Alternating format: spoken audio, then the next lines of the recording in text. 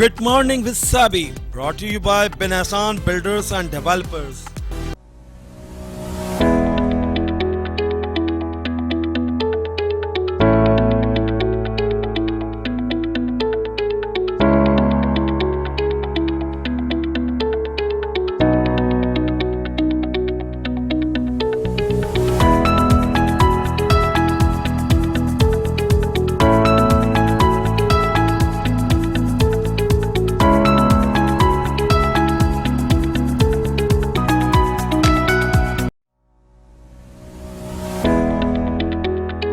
बेनहसान builders and developers अब करेगा आपके सपने पूरे।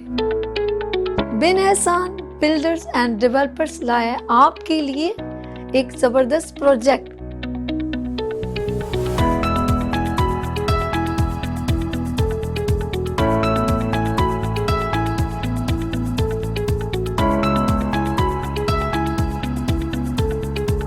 अपनी जमीन पे अपना घर जस्ट ओनली 12 लाख में। Benhasan builders and developer 0311115530।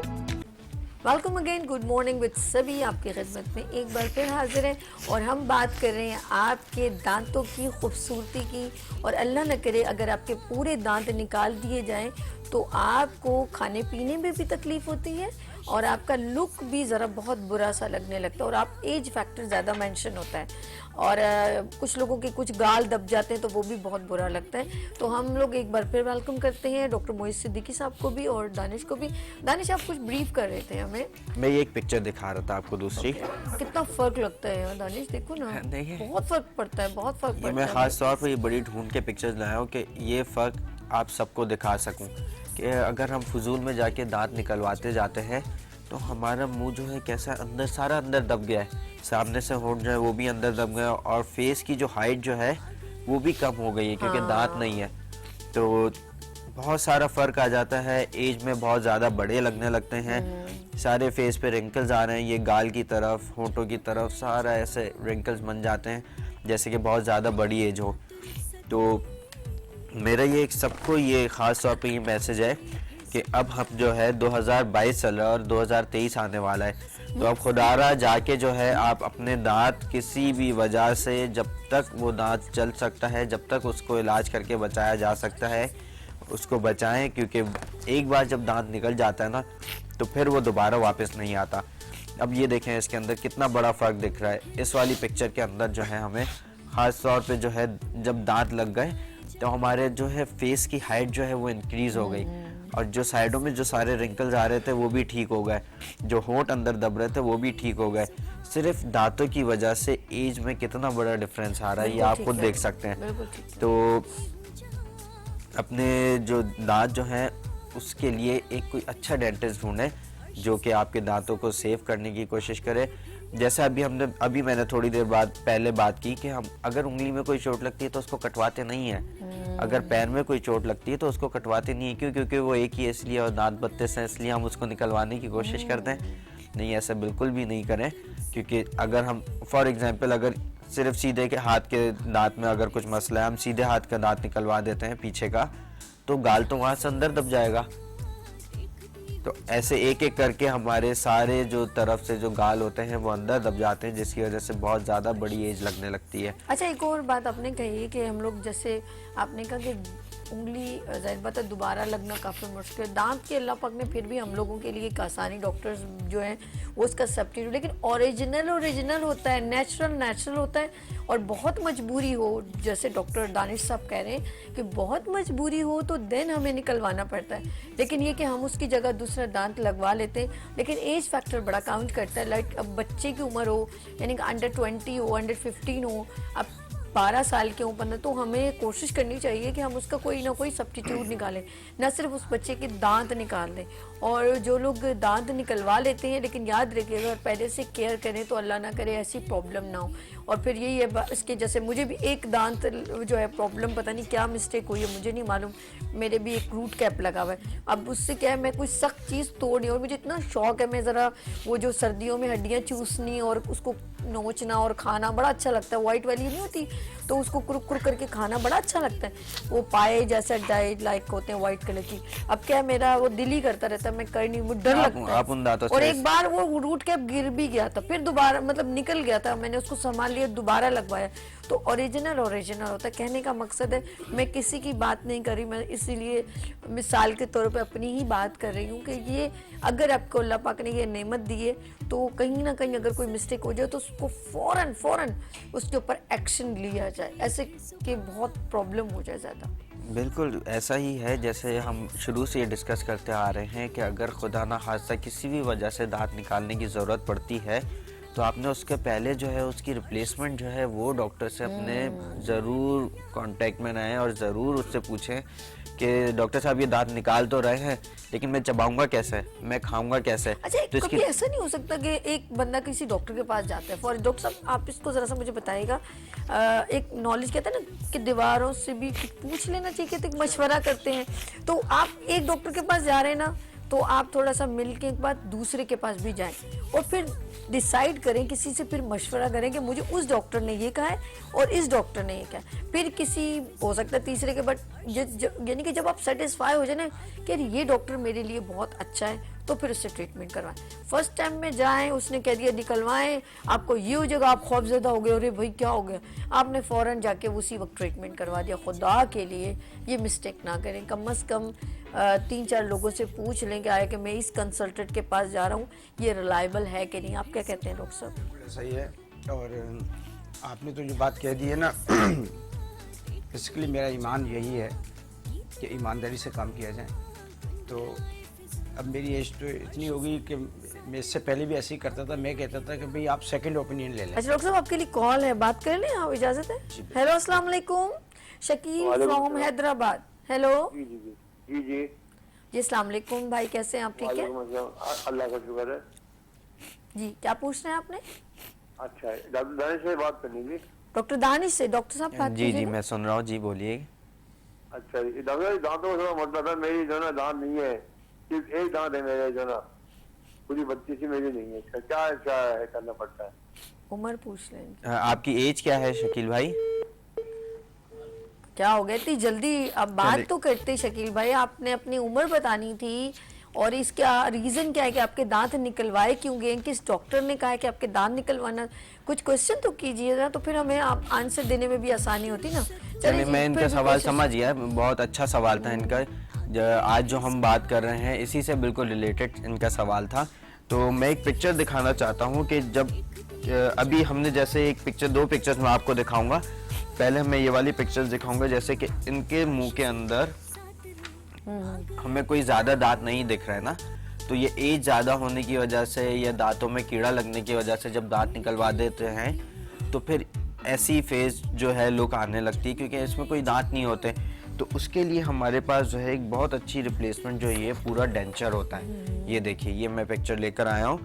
तो ये पूरे इसमें सारे 32 के 32 इसके अंदर 28 दांत होते हैं। इसको हम मुंह में लगा के सारे दांतों की रिप्लेसमेंट ले सकते हैं।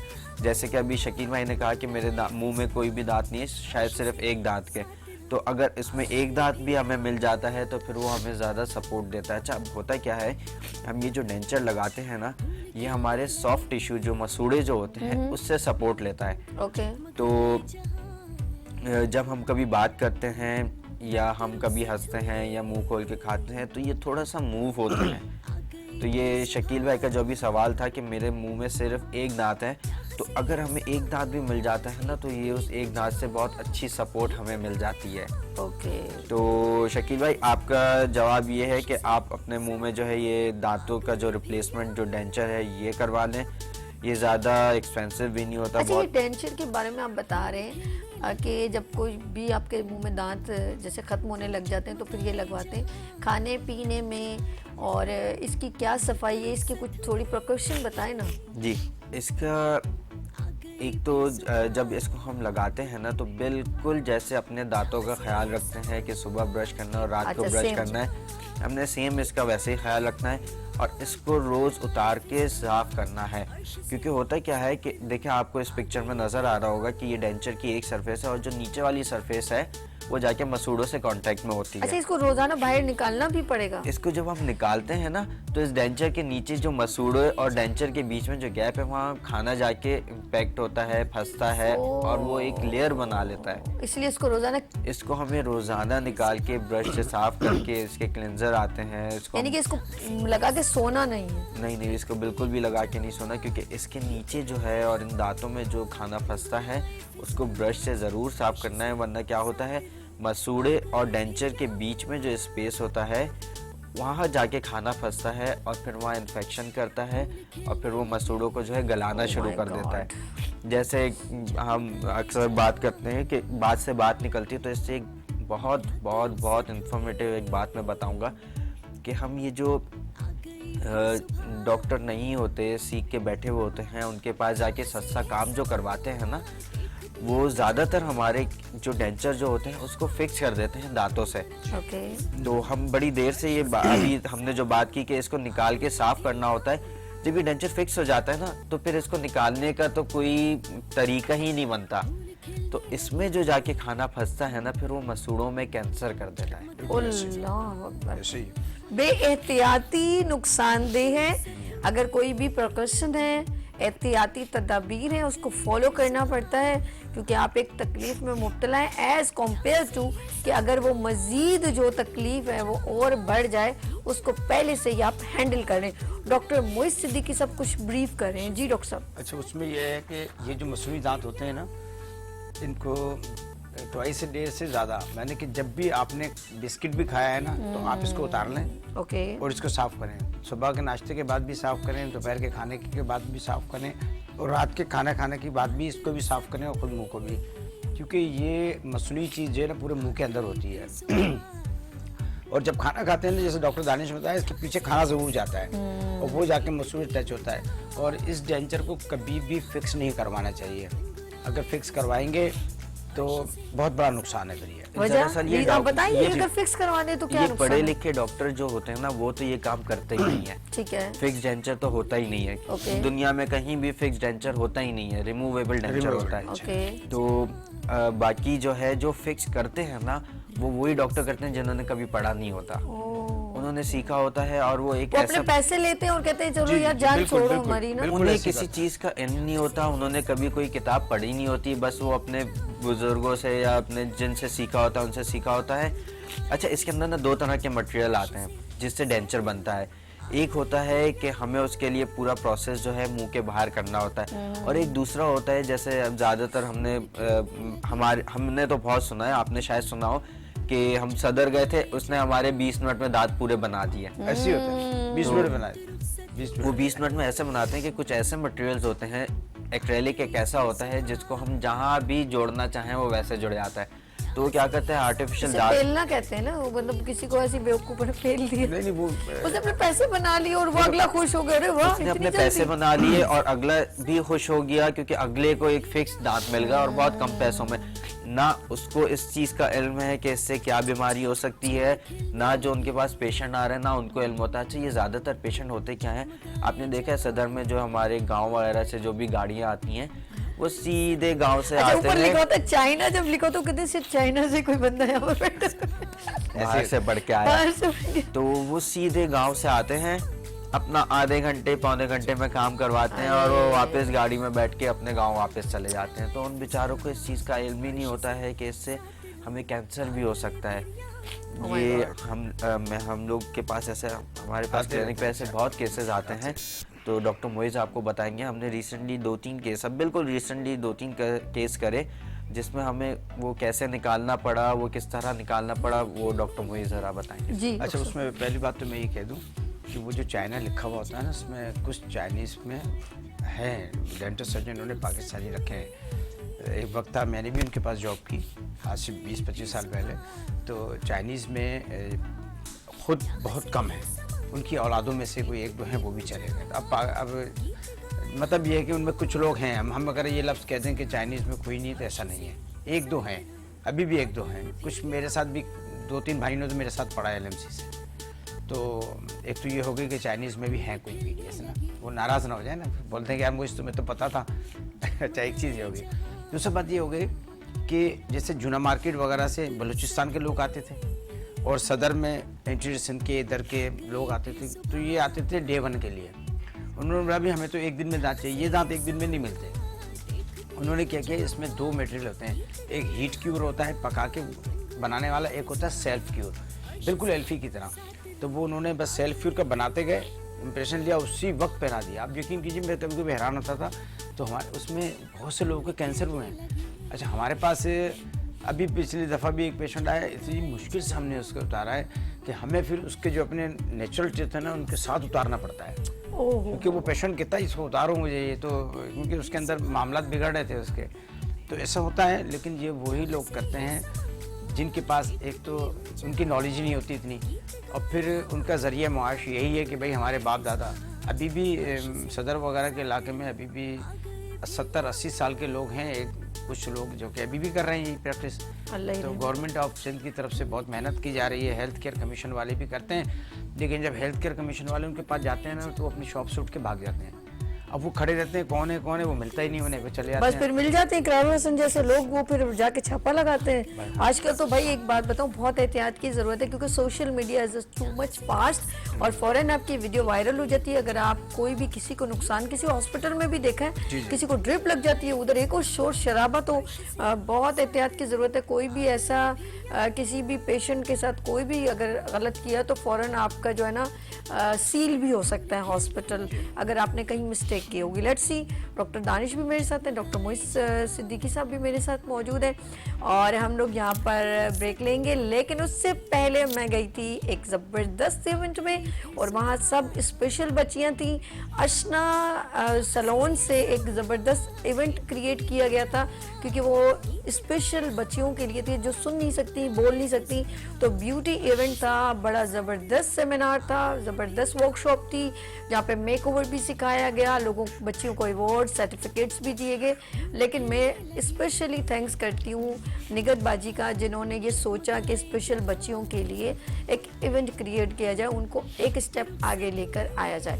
मेहंदी कंपटीशन था, लेट्स सी, ये हमारा प्रोग्राम देखिए, लाइट्स ऑफ पाकिस्तान, उसके अंदर एक special event and special package.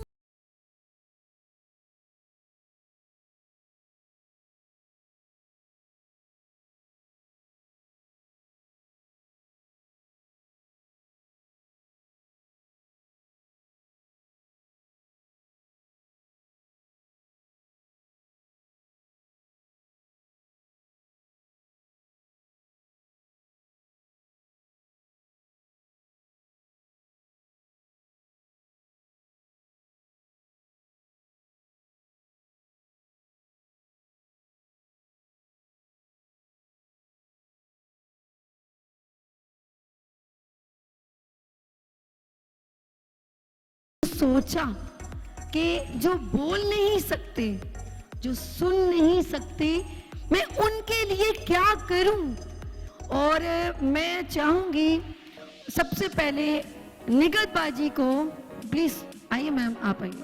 निगत बाजी को मैं बहुत अच्छी तरह जानती हूं, और वाकई में मैंने इनको जाना और पहचाना, तब मुझे लगा कि मैंने बहुत बड़ी गलती की कि इतनी देर से इतनी डिजर्विंग, इतनी टैलेंटेड लेडी को मैंने इतनी देर में ऑब्लाइज किया। ये मेरी जिंदगी की सबसे बड़ी मिस्टेक लगी मुझे। मैंने इतना टाइम 15 साल मैंने इस फील्ड को दिए, ब्यूटी को, लेकिन मुझे लगा कि एक बंदी को मैं अप्रोच करने की कोशिश कर रही हूँ, वो मेरे हत्थे नहीं आ रही है।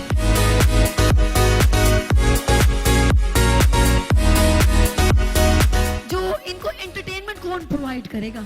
एंटरटेनमेंट भी होनी चाहिए, टैलेंट आगे लेकर आना है, मेहंदी सिखानी है, मेकओवर सिखाना है, हेयर कट सिखाना है, और इनका मजीद जो है अंदर जो टैलेंट है, जो हाईलाइट नहीं हुआ, हिडन टैलेंट है, उसको सामने लेकर आना है।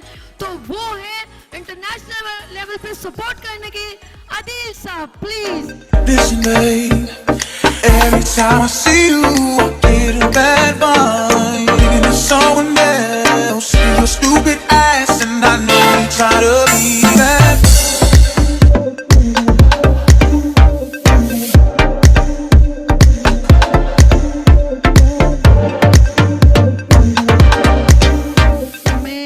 द फील्ड की बात करूं तो अर्श ने हमेशा बाजी को इसके टैलेंट पे, मेरी बाजी के टैलेंट के ऊपर उनको हाईलाइट किया। तो please I request you mister Arshad Ali from Arsh media and promote to PVI, please come on stage. इनके बराबर में of course you are deserving कि ऑलमोस्ट आपने हीरे तराशे हैं और टैलेंटेड तो आप लोग होते हो, ये सिर्फ थोड़ा सा कहते हैं बकअप कर दूं और कुछ भी नहीं। तो इन्होंने इस हीरे को इन्होंने तलाशा है, ढूंढा है, इट्स मीन सर्च किया है।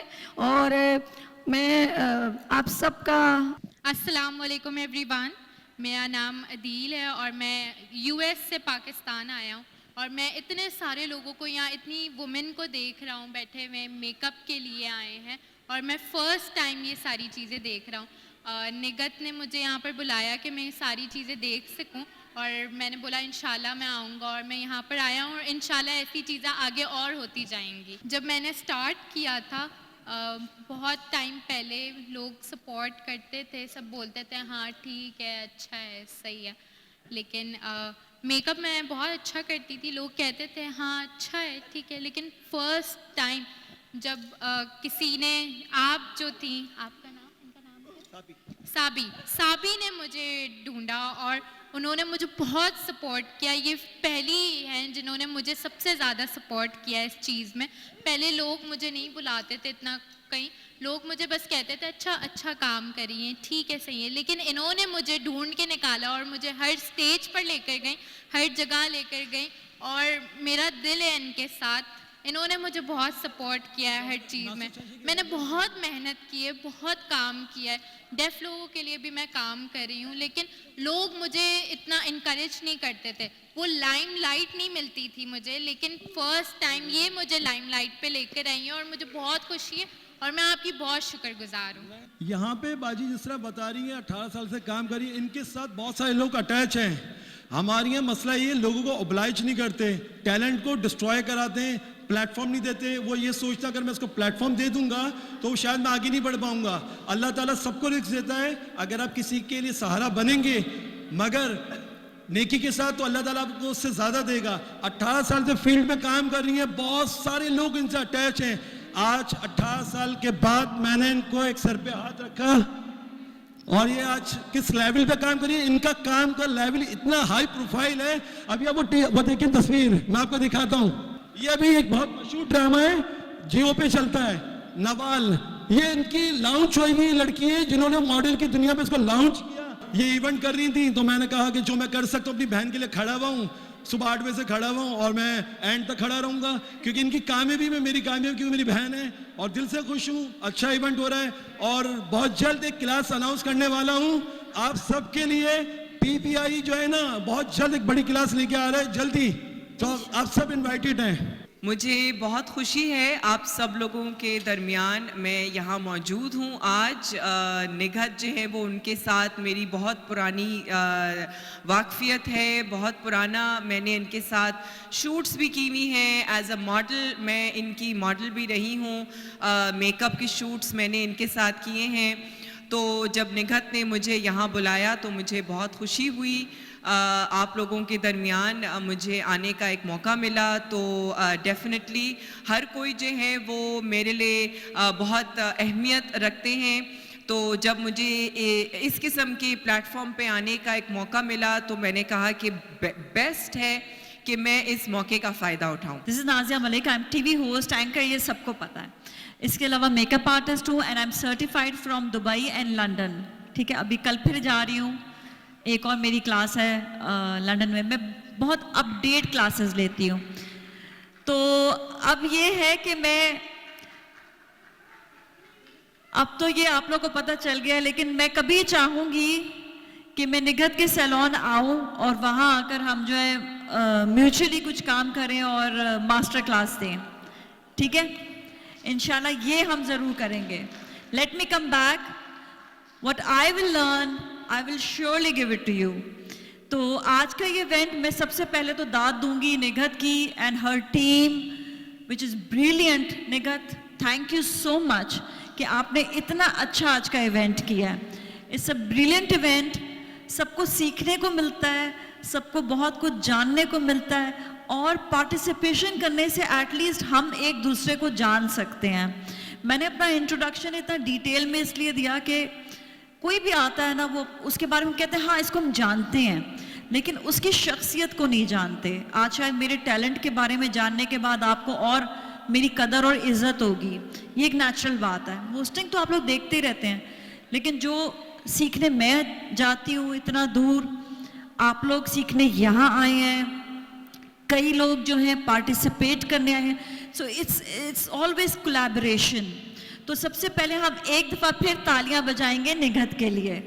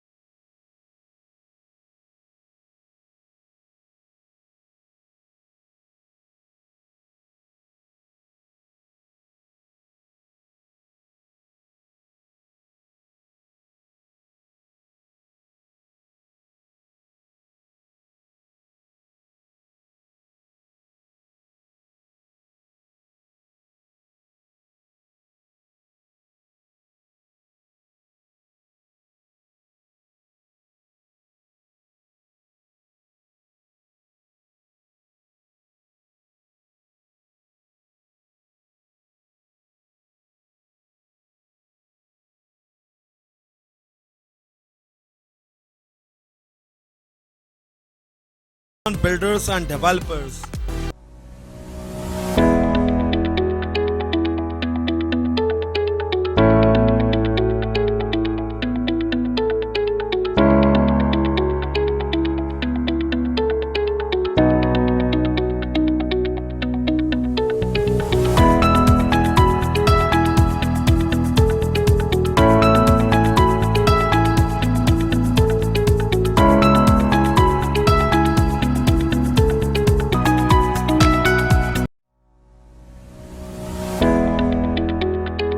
बिन एहसान बिल्डर्स एंड डेवलपर्स अब करेगा आपके सपने पूरे। बिन एहसान बिल्डर्स एंड डेवलपर्स लाया आपके लिए एक जबरदस्त प्रोजेक्ट।